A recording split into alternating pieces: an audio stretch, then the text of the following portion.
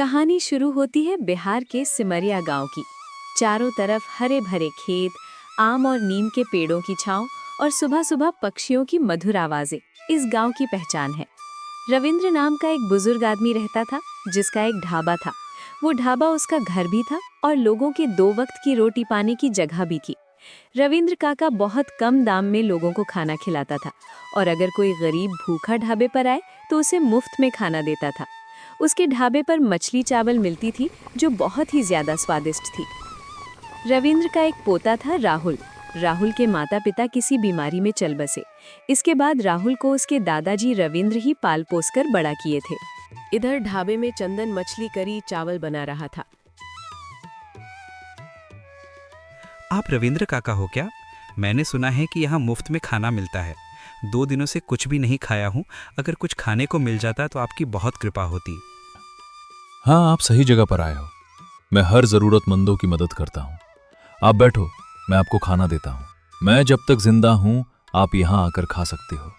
इतना बोलकर रविंद्र उस आदमी को खाना देता है। मछली दाल चावल दे देता है। वो आदमी बड़े हिसाब से खाना खाने लगता है। वो 2 दिन से भूखा जो था। खाना खाने के बाद वो आदमी बोलता है, काका, सच में आज तुम्हारे वजह से मुझे 2 वक्त का खाना मिल रहा है। पता नहीं तुम नहीं होते तो मेरा आज क्या होता। ये बात बोलकर उस आदमी की आंखों में आंसू आने लगते हैं।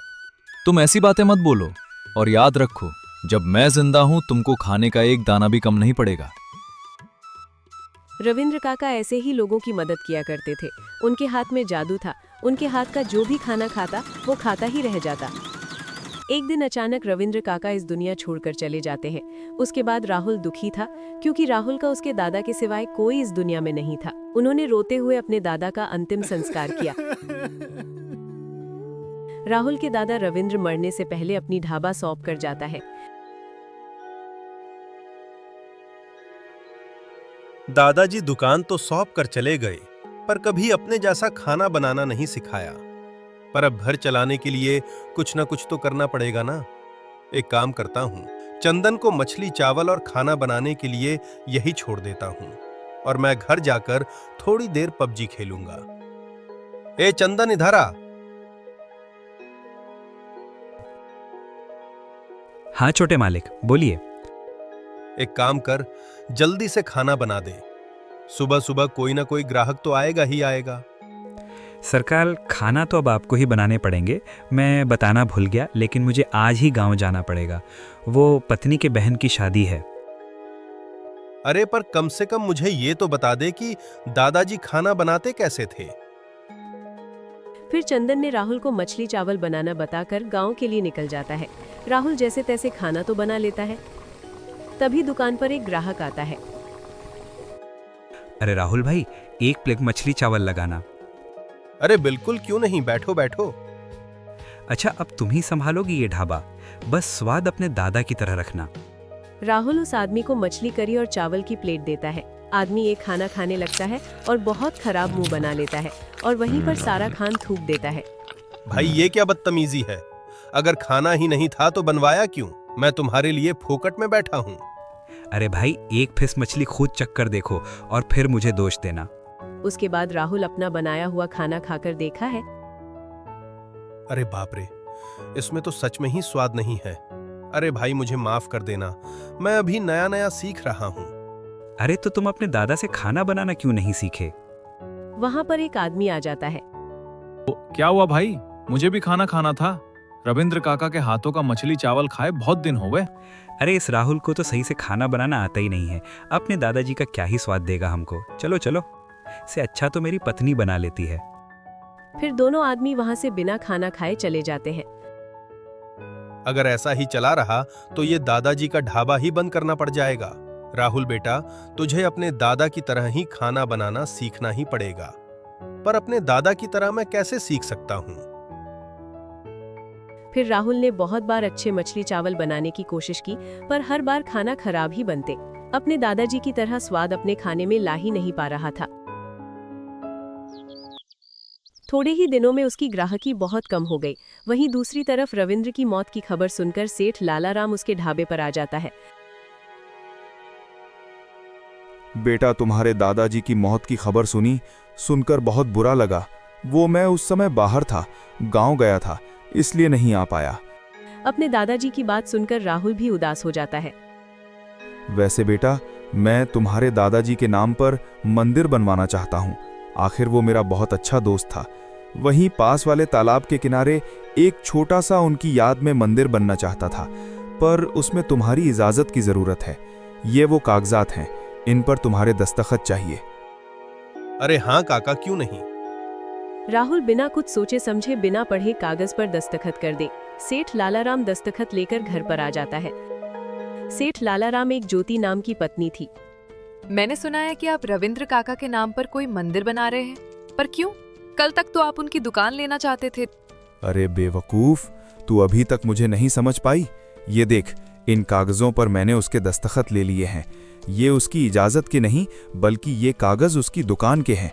इसमें लिखा है कि ये दुकान वो मेरे नाम कर रहा है, या फिर उसे इस दुकान के बदले 20 लाख रुपए देने होंगे, और इतने रुपए वो तो क्या, उसका बाप भी आकर नहीं दे सकेगा।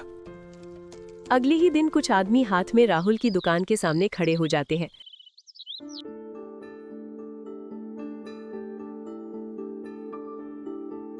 आइए आइए भाई साहब, बैठिए। 1 2 3 आप लोग बैठिए, मैं फटाफट आपके लिए गर्मा गर्म मछली और चावल प्लेट तैयार करके लाता हूं।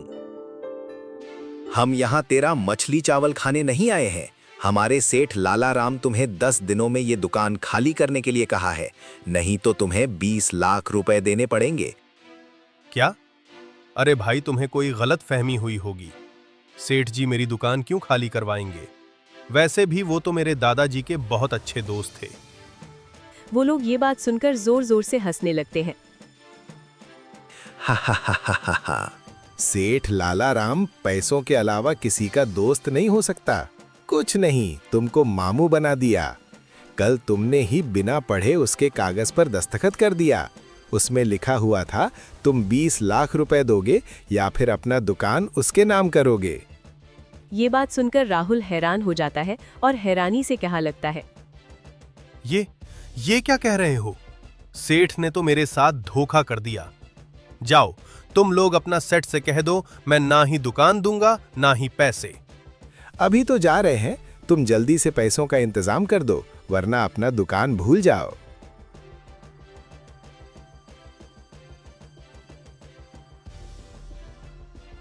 अरे दादाजी, आप ही देखो, ये क्या दिन देखना पड़ रहे हैं मुझे। अगर ऊपर से आप देख रहे हैं तो कृपया करके मेरी मदद कीजिए।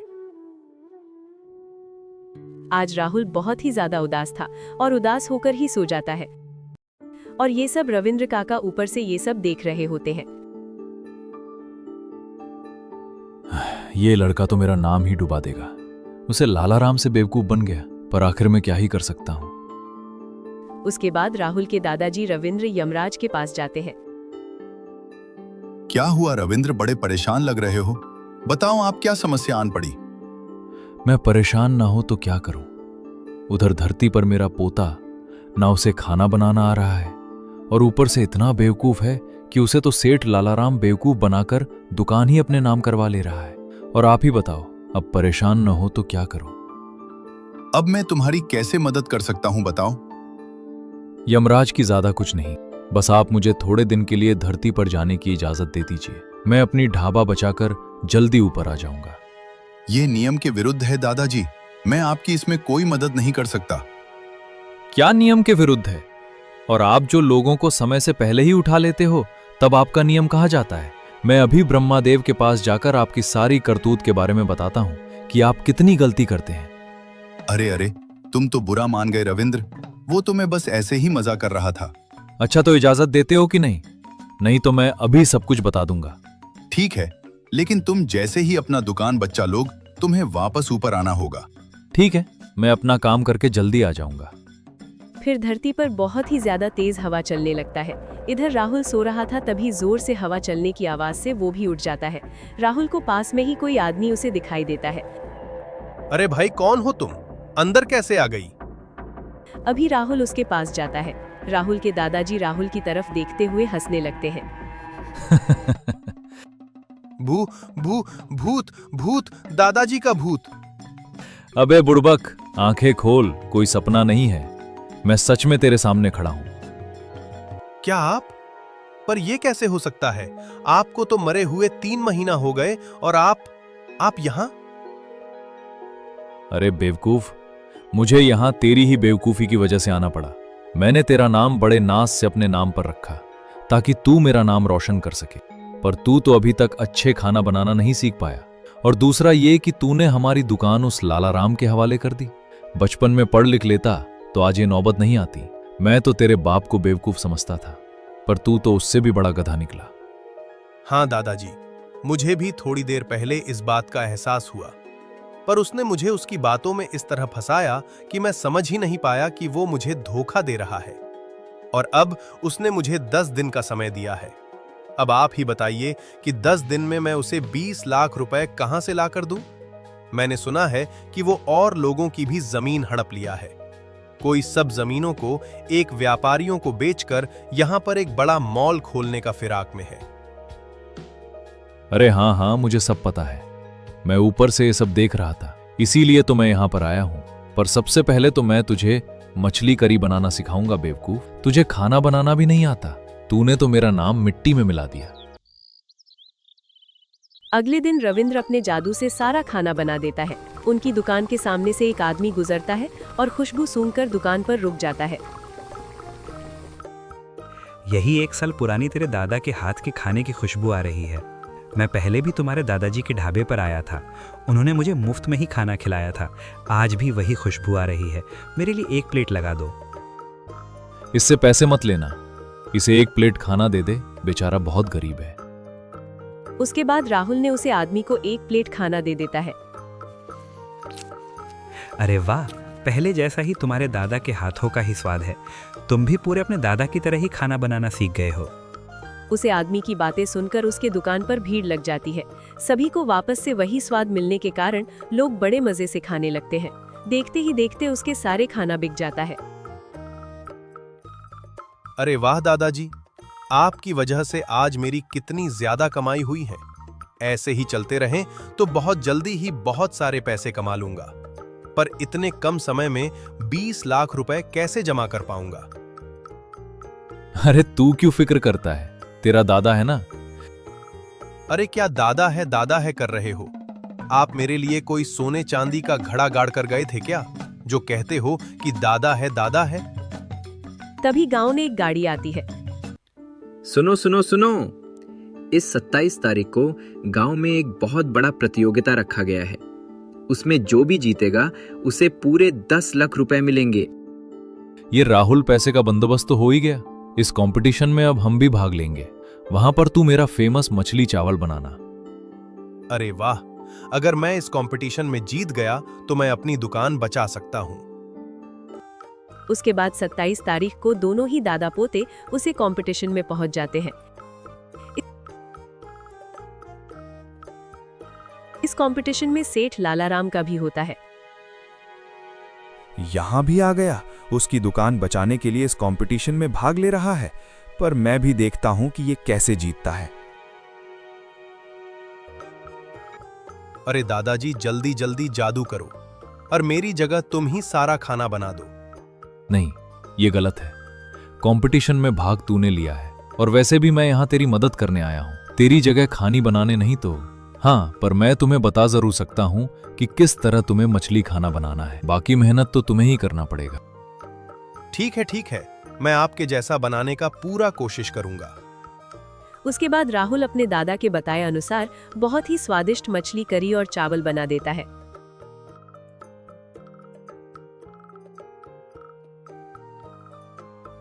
अरे दादाजी, मैं जरा सूसू करके आया, आप देखते रहिएगा। लालाराम कंपटीशन में राहुल को हराने के लिए उसके खाने में बहुत ही ज्यादा मिर्ची डाल देता है। अच्छा बेटा लालाराम, अब तो मेरे पोते का खाना खराब करने की फिराक में हो तो रुक, मैं तुझे अभी बताता।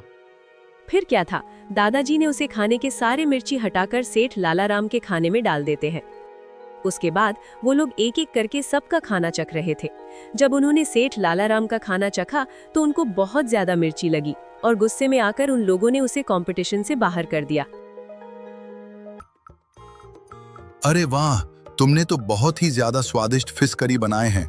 ऐसे खाना तो मैंने आज तक नहीं खाए। जरा बताना भाई रेसिपी, मैं अपने रेस्टोरेंट में भी ऐसे बनाने के लिए बोलूंगा। ये तो बस मेरे दादाजी की रेसिपी है, मैं उन्हीं से सीखा हूँ। फिर क्या था, उसे प्रतियोगिता में राहुल जीत लाता है और उसे पूरे 10 लाख रुपए इनाम के तौर पर मिलते हैं। देखा, मैंने कहा था ना कि तू इतने बुरे खाना भी नहीं बनाता है। पर दद्दू, मेरे पास पैसे मिलाकर भी इसमें बहुत पैसे कम हैं। और 1-2 दिन में वो सेठ लाला राम हमारी दुकान उस शहर के आदमी को बेच देगा। अब 2 दिन में ही मैं पैसों का इंतजाम कैसे करूंगा? वो सब तो मुझ पर छोड़ दे, और इस लालची लाला राम को तो मैं सबक सिखाऊंगा। अगले दिन लाला राम का एक आदमी राहुल की दुकान पर आता है। अरे भाई, अभी 2 दिन बचे हैं और तुम आज ही पैसे लेने आ गए।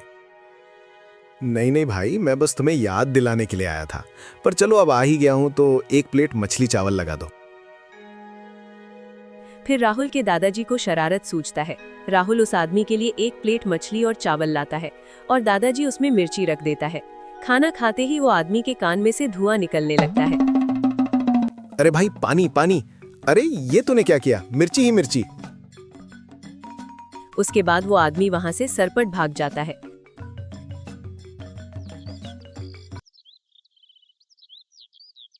अगले दिन लाला राम उस शहर के व्यापारी से मिलता है और वहां पर दादाजी भी पहुंच जाते हैं।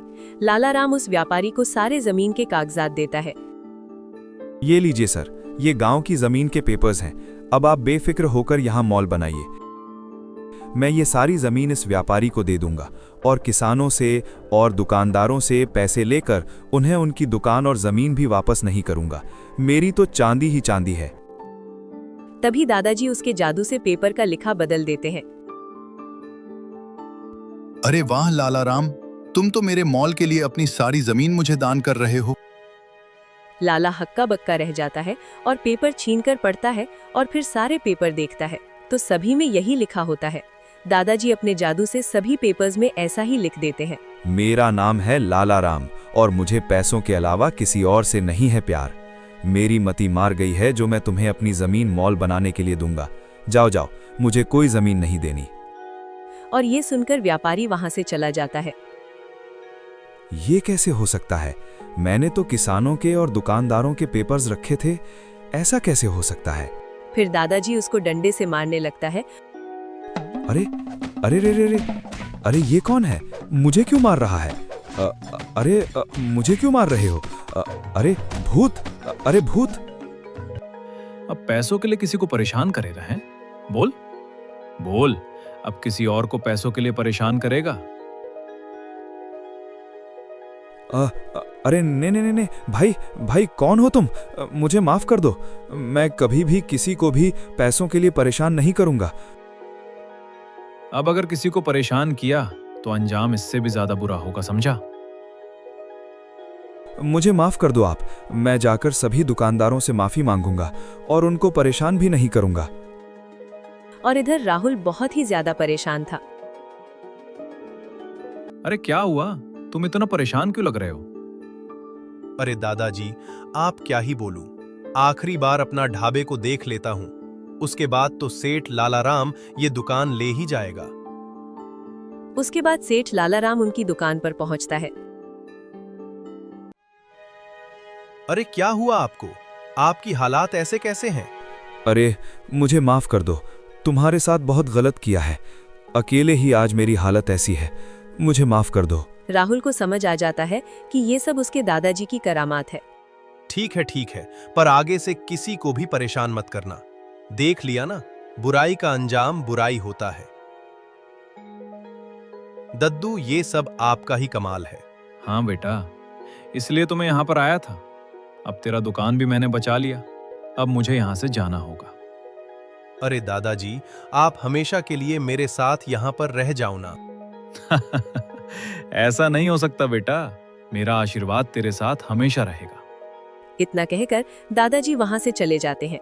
उसके बाद सेठ लाला राम भी सुधर जाता है और इधर राहुल का ढाबा भी अच्छे से चलने लगता है। हमारी कहानी यहीं पर खत्म होती है। हमारे अगले वीडियो में राहुल दिल्ली से, ज्योति उड़ीसा से, रविंद्र उत्तराखंड से, खुशबू सुमन असम से कमेंट किया था, तो इस वीडियो में उनका नाम इस्तेमाल किए। अगर आप चाहते हैं कि अगले वीडियो में आपका नाम इस्तेमाल हो तो प्लीज कमेंट में अपना एक प्यारा सा नाम लिख दीजिए।